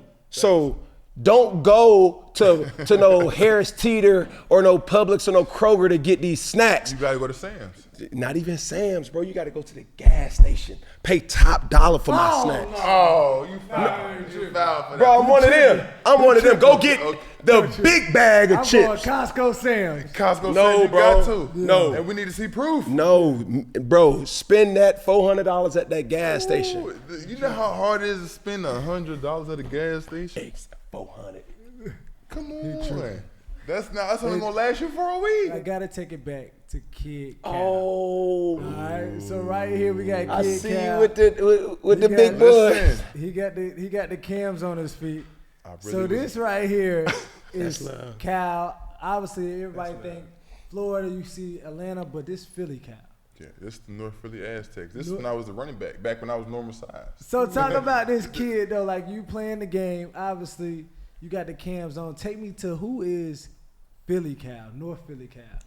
I wouldn't go as far as North Philly Cal. I can't claim that. I'm not from North Philly. But I'm from the Birds, but played all my ball in the city. I can't say that. All my grandparents, all my Philly, all my family lived in Philly. But definitely when this is going back to East Bay days, right? This when Julio had the gloves that you couldn't even take off, no straps. That's when Andre Drummond was in there with the no brand drums. So that was back when I was a running back when I was, like I said, normal size. And I thought, I could be someone like a little Cam Newton. I did the same. Hello. Goodbye. Open it up. I'm with you, bro. You know, so I scored and I did it, and that was I scored that game. That What- was what- championship. what Franklin age? Chargers, right there. Yes, sir. At Germantown Super Site, that's it. Now, the most impressive thing about this picture right here is we all got that one team mom. Look at zoom all the way through the back. Listen, and Shout out to the team mom. she said, never give him lotion before a game. I played all my games ashy. For what reason, I don't know. But grip. zoom in a little bit, zoom in.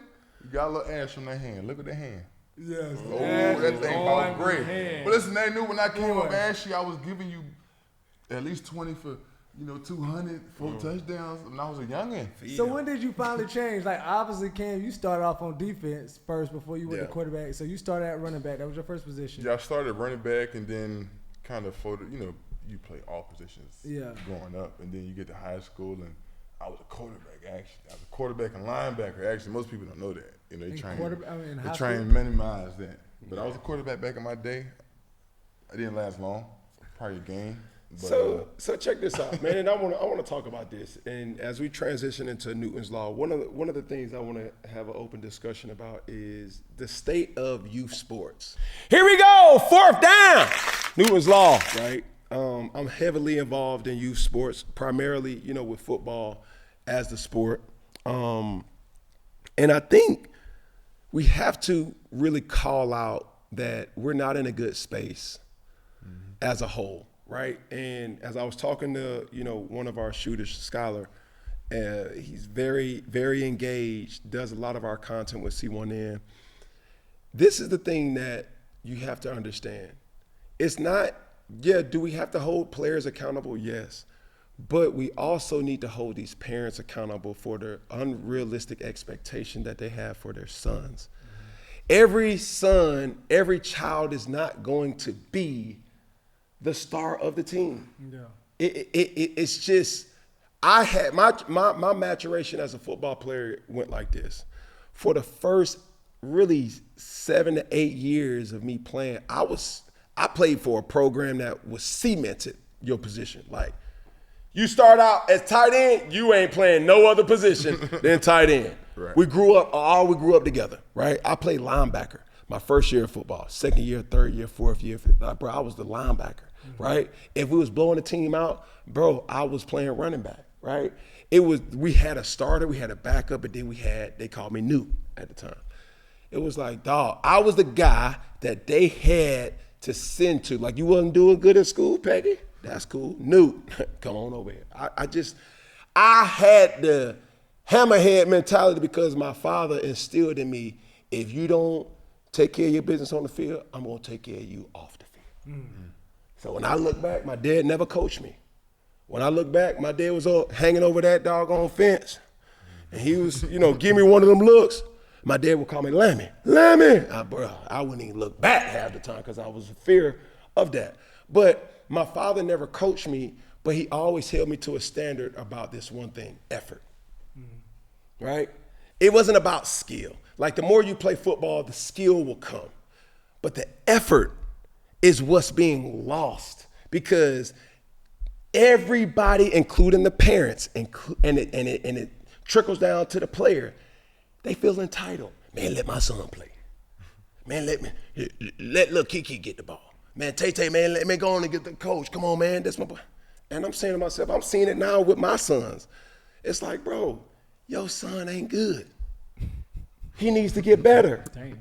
It's real. It's real talk, and it's not to disrespect you or your son. It's to say he's not ready yet. And use that. Don't allow that to be the period. Allow that to be the comma and keep getting better after that. You know what I'm saying? So whether you in Philly, whether you in Atlanta, whether you're anything, and it's not just in any particular to football as a sport, I just don't like where we are as a youth sport where everybody just entitled. I just don't like that. Yeah. And I see it so much, and somebody has to call the BS out, is because it's starting with the parents. It's starting with the parents. Man, son, you need to go. I see it too with my All-Star team. Hey, bro, where you want to go to school? Oh, man, I want to go to University of Florida. They got lanyards. They got South Carolina, Vanderbilt, Tennessee, Ole Miss, Texas, USC, all that. I'm like, bro, you don't got an offer from none of them schools. That's how you show your stripes now. No. All your lanyards and All your your T-shirts. lanyards and your bags. That's the new thing. Was that That's what how you you was show doing? your stripes. And I noticed that leaving, it's on the book bag. You see a million of them on there. Oh, I've been to all these schools and don't have about one offer. No offer. So even that, it's like, bro, go to where you're wanted, not where you want. Go to where you're wanted. It's like, yo, Peggy, I'm going, like, go there. You know what I'm saying? Because that's where the delusion starts. Nah, son, I was having this conversation with this kid, and a lot of kids reach out to me via DM, and they ask me my advice. And he flat out asked, he was like, yo, like, what do I need to get better at? I said, what position do you play? He said, quarterback. I said, okay. I'm going to try to let you down slow, right? I said, what's your dream school? You know what he said? Florida. University of Tennessee. Okay. I said, cool. Tennessee already got their guy, Nico. Yeah. Lamalea, something like that. I don't want to disrespect them, but, you know. They got the number one quarterback in the nation that's committed to University of Tennessee right now. So I said, what makes you different than him? Real question. I'm having a real conversation on DM. I'm excited about this. Because then I hit him back with this. I said, yo, bro, what was your high school record this past year? You know what he told me? 4-6. I said, come on, bro. Come on. Like we gotta really keep it a buck with these kids because nobody's really ushering them into reality. They're giving them this facade that University of Tennessee is better than Tennessee State. Yeah.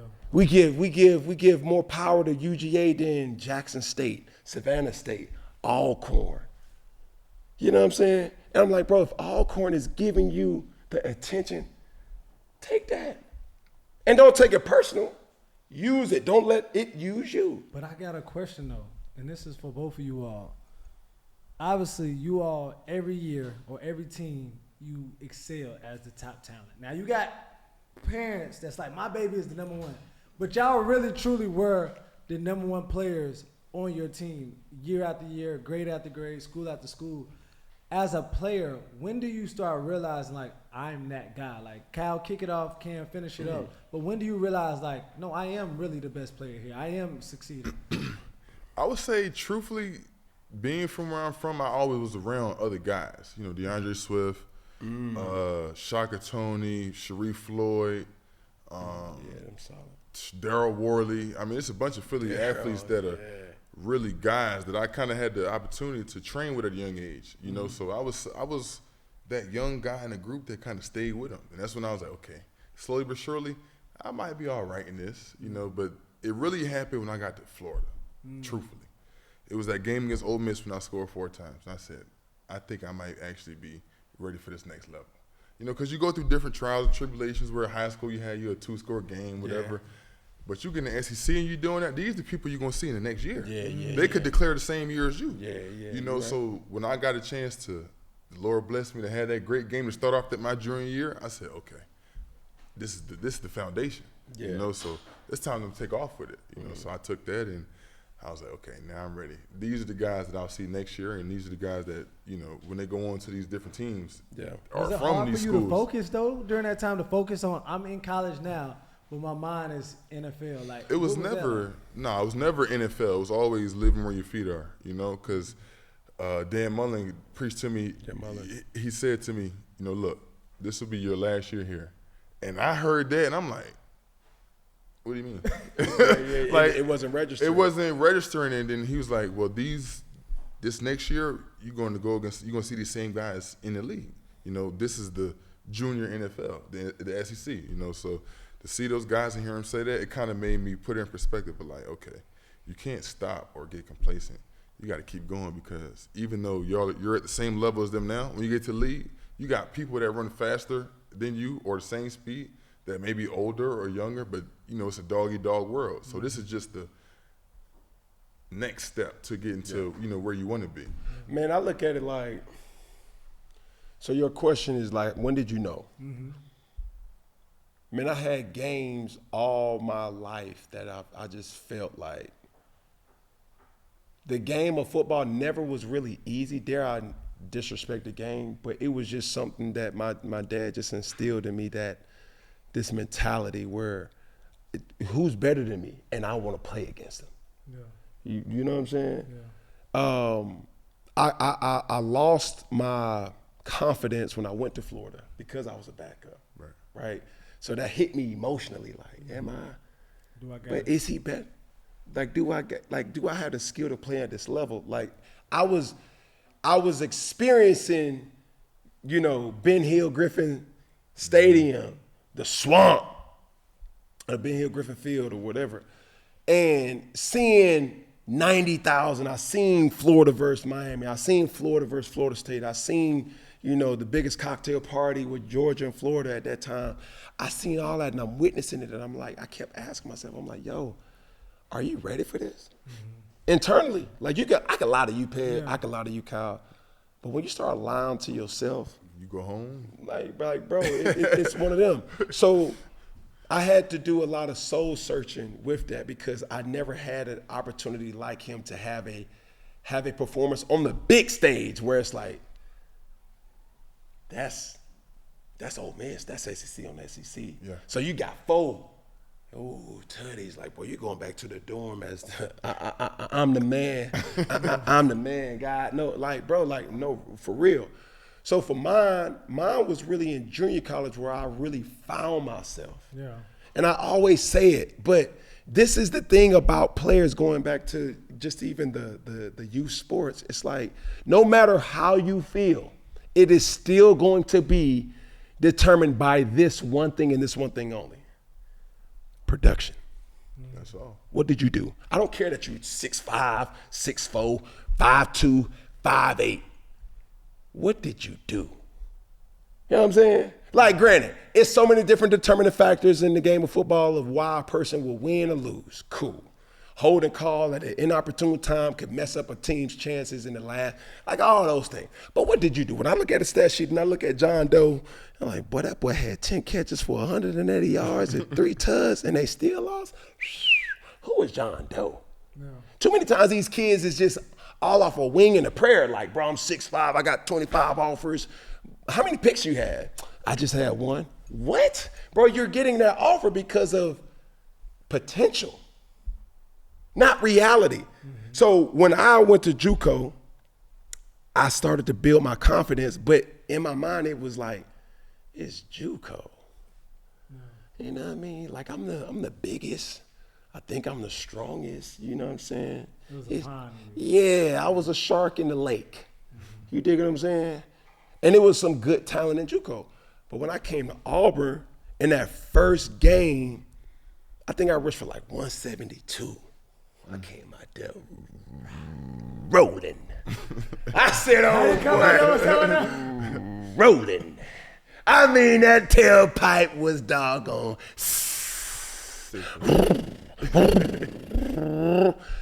And it was that game that I was like, okay.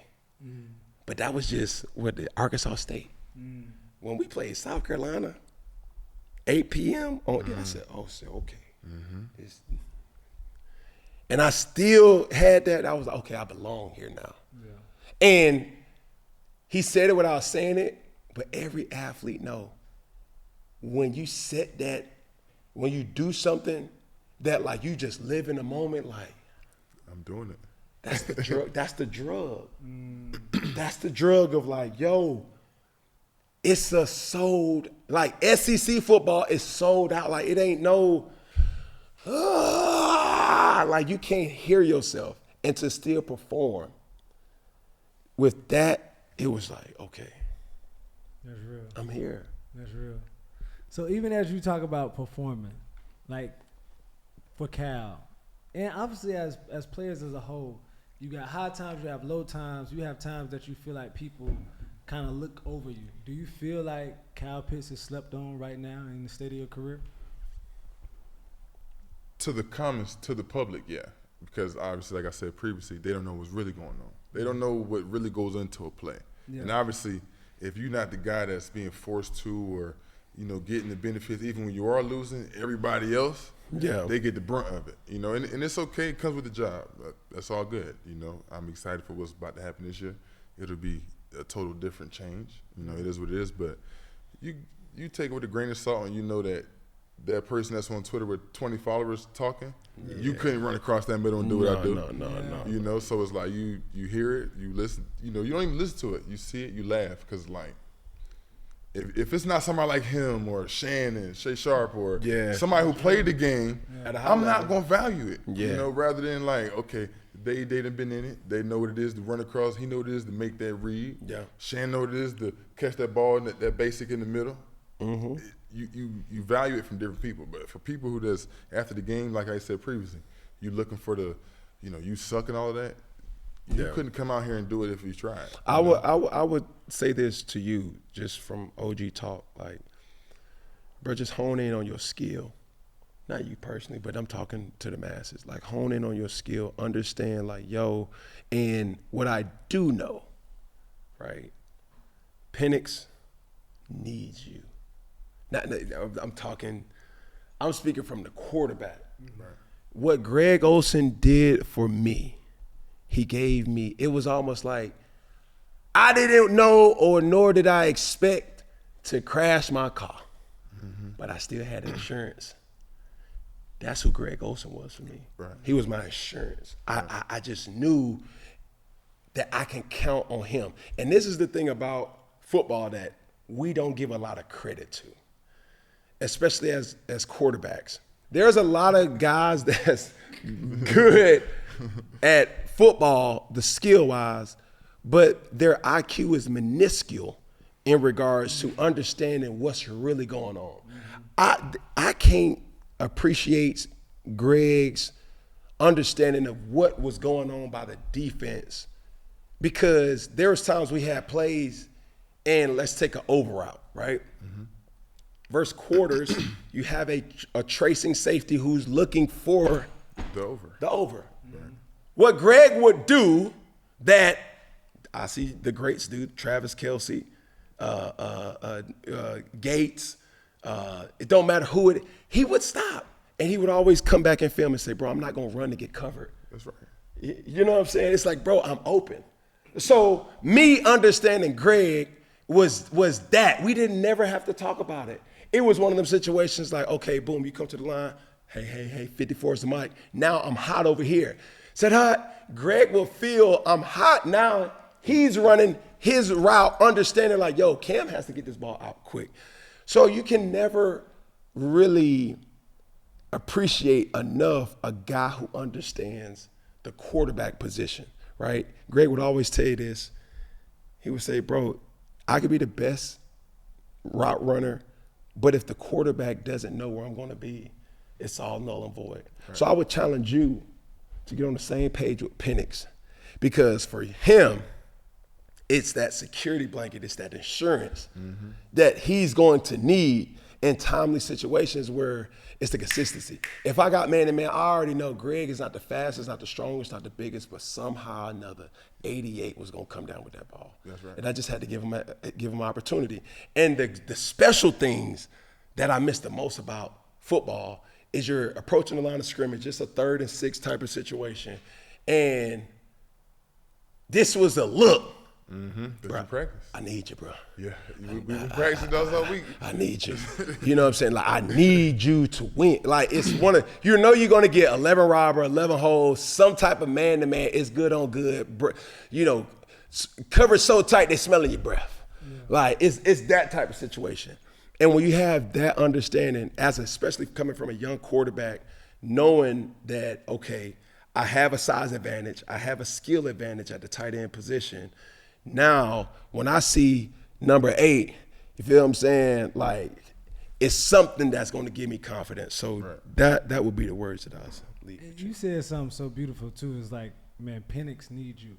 Right. But even in a bigger facet, like, what are you to the Falcons? Like, what are you to your team? Like, what piece of the puzzle do you make up that you can say, you know, whether it's the heart, I'm the voice, I'm this, I'm that. Like, what are you to your team? I mean, I would feel like I'm total opposite of Cam. You know, he going to stand up in front of the team meeting and say, y'all need to tighten up. You know, we need to get this right. We about to go into playoffs, whatever. I'm more of like I'm going to lead by example. I work in my own silence, you know.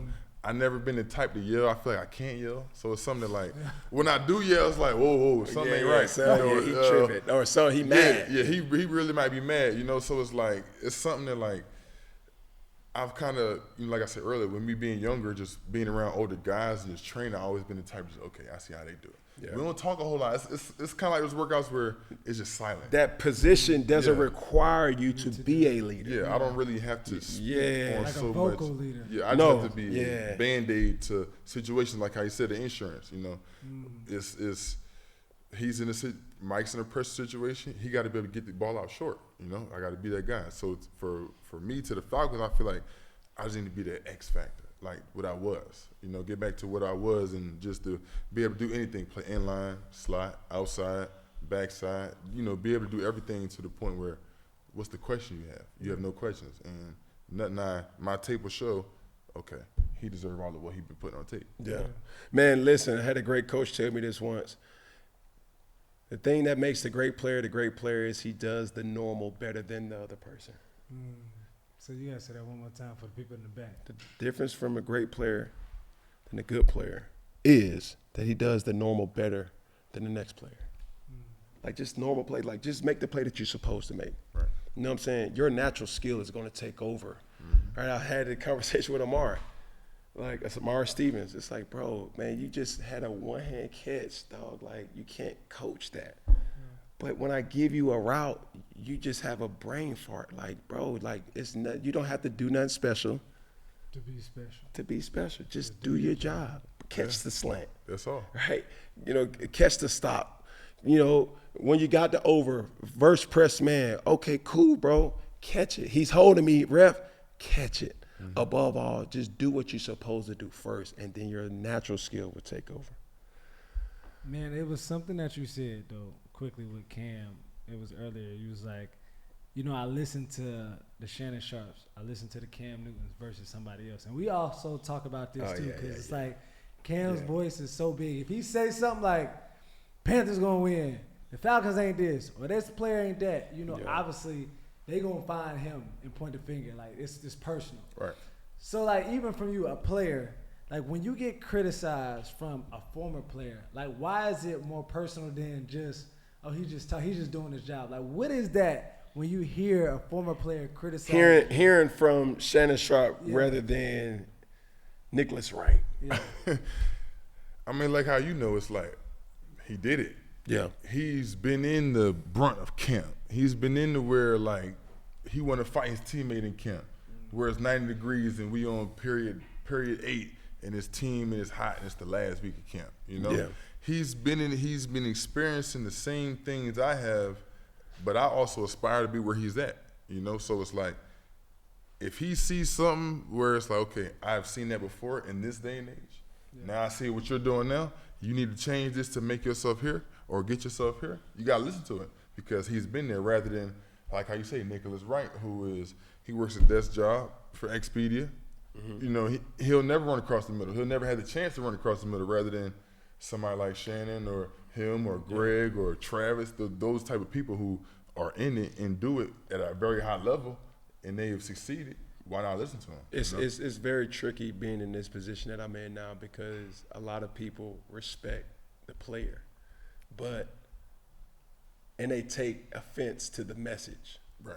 Right, I literally seen, you know, the most humbling thing that I can see from players and former players is that, bro, we did the Superman celebration because of you. Man, we wore these big old Under Armour boots because of you. That's a fact. And you the same dude that's saying that I'm a game manager.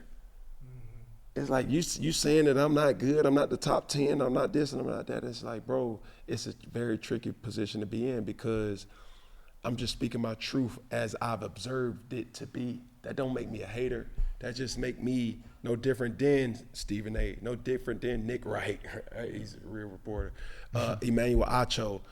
These guys who really done it. And for former players, it can be very sticky because people still take offense because it comes out of the respect like, bro, I looked up to you, bro. Now you hating on me on the low, you know what I'm saying? And I've had that interaction with multiple players, and it's like, I see how you can feel. I understand it. I didn't before, but now I understand it. And there's still times where my platform, my audience, the fans, they know, man, what Cam gonna say about this? I know he gonna, like I just spoke about Ja Morant, right? Like I love Ja Morant. Like Ja is the only reason I watch Memphis Grizzlies basketball. The only reason. But that still doesn't make him above critique. Correct. It's like you doing certain things and it's like, bro, you ain't gotta do that. You can still be the villain, or you wanna tap into that villain role without doing that. So even if it's you, it's like, yo, good game, bad game, or whatever. I say something about Kyle Pitts, and it's like, man, Kyle, I don't know, man. It's one of those things. And then it's like, bro, I was just on your show. Like, Negro, like, how you gonna do me like that? You know what I'm saying? And that's the slippery slope that being a media now does, because a lot of people does look to your words as validation and give it the principles of law. Cam said it, so it's true. It's coming from something because Cam said it, or Shannon said it, or this person said it, or that person said it, and it's real tricky. Yeah. And one thing, even pivoting away from the game, right? And you're talking about looking up to somebody. Like, you both two have children or a child. And so now you have people following you, looking up to you, and you all live public lives, but you don't have jobs that dictate regular office hours. Yeah. You can go in before the sun come up, and you finally get back home when the sun is down, or might not even make it home that night because you're traveling. So like, talk about like balancing like fatherhood and family, like playing such a professional sport, but living such a public life. And so Cal, I know you recently had a child. You have younger children. Obviously, Cam, you have older children, been a father, and still is, always will be. But just talk about that balance of what fatherhood comes with football, like in that balance. I mean, it's everything that I do now is a legacy play for me. It's purposeful. There's times where there's content that I even had, like, as I go on this transformation to becoming a better version of me, it's like, I can't show my kids that, bro. You know what I'm saying? Like, I can't do that, And I see it in my kids. Like, my children have such a liveliness to them, where when they at the crib, I go home tonight, bro, it's not gonna be a dull moment. All you gonna hear is like the upstairs, downstairs. Hey, sit down somewhere. Matter of fact, what time is it? Go to bed. Like, it's that, and it's so easy, to tap into that. But the thing that my children know or they don't know is that there's sacrifices that have been made and are being made for the betterment of their lives. And that's all you can kind of go for it. Anybody, no matter if you were this person or that person, a superstar, no star, you do what you do for your children to be able to make it easier for them, right? Now, there's still principles that you're obligated and responsible to teach your children, but all in all, it just gives you so much perspective. Like, I had to, like, I'm such a softie with my kids that I had to stop bringing them to the games on the sideline, because I didn't know how, like, they was affecting me so much. Like, I gave myself grace to unlock something game day.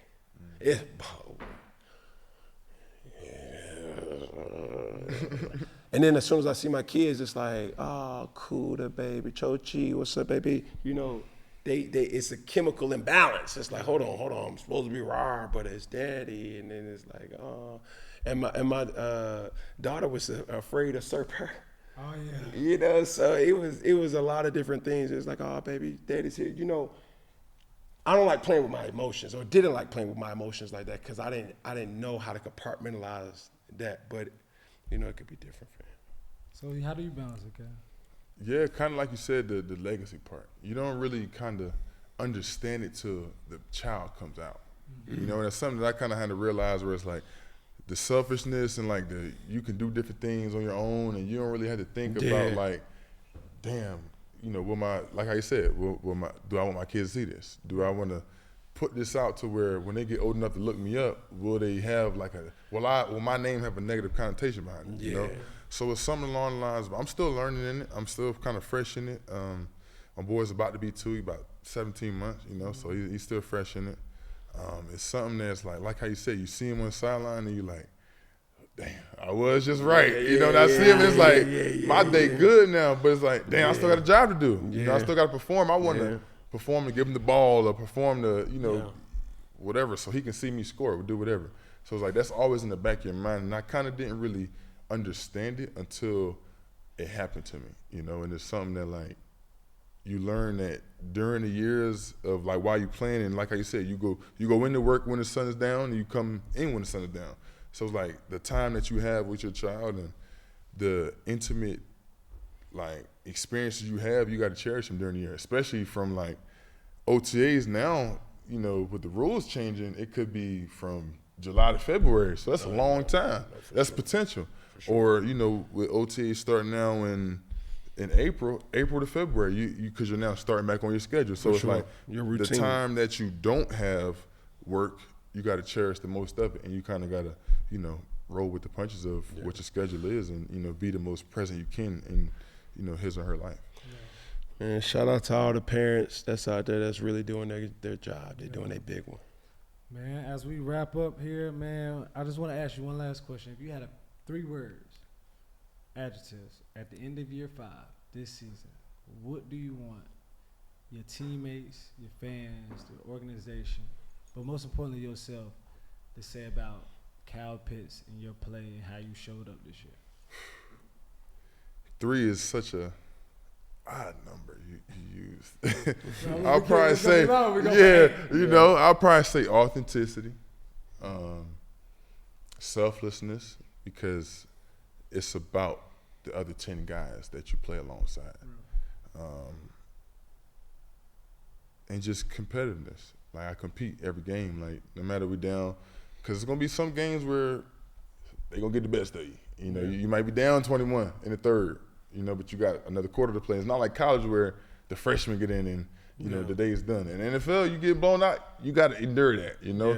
And that was something else that I kind of learned, but just, you know, keeping your head in the fight. So competitiveness, authenticity, and the final pillar, I'll probably go personable for the fans. Man, listen. No, don't go personal. Let me tell you something. I'm from Atlanta. You give me the third one. Man, Atlanta, man, we looking for some dogs. For some wins. That's all. It's about production. Bro, see, this is the thing. Like, we talked about him earlier. Like, Julio didn't talk a lot. No. But there was no question that you knew he was a dog.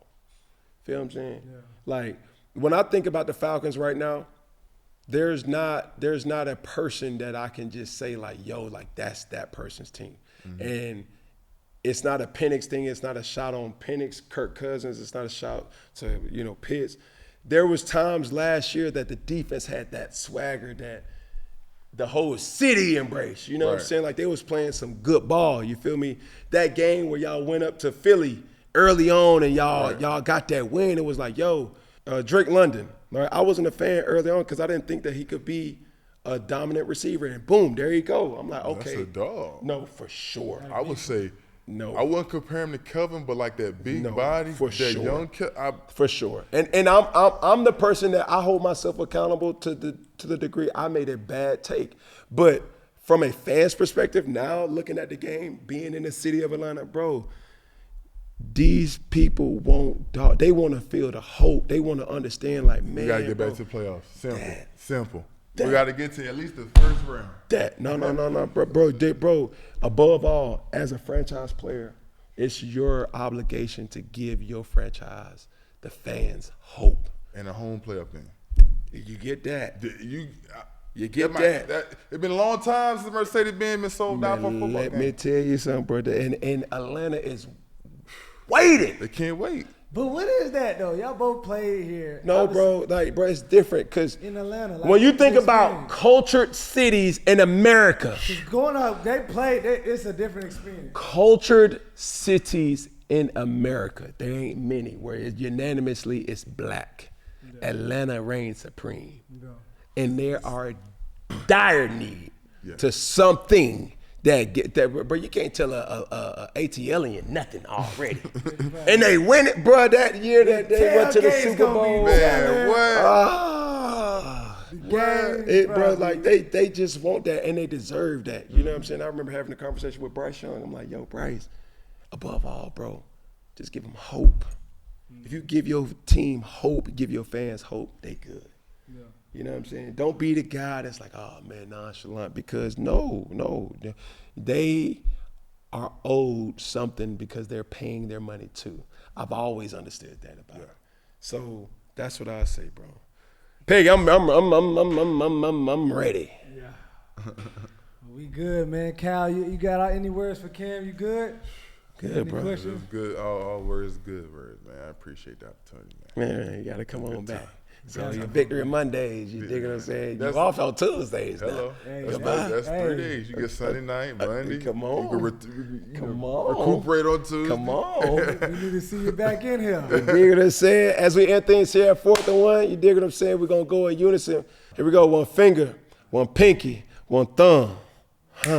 One finger, one pinky, one thumb. One finger, one pinky, one thumb. Here we go. All together. One love. You did. You got to do that again. Yeah, one finger, one pinky, one thumb. One finger, one pinky, one thumb. There you go, every time. One finger, one pinky, one thumb. Hey, one more time. One pinky. One finger, one pinky, one thumb. Here we go. All together. One love, baby. Appreciate you, man.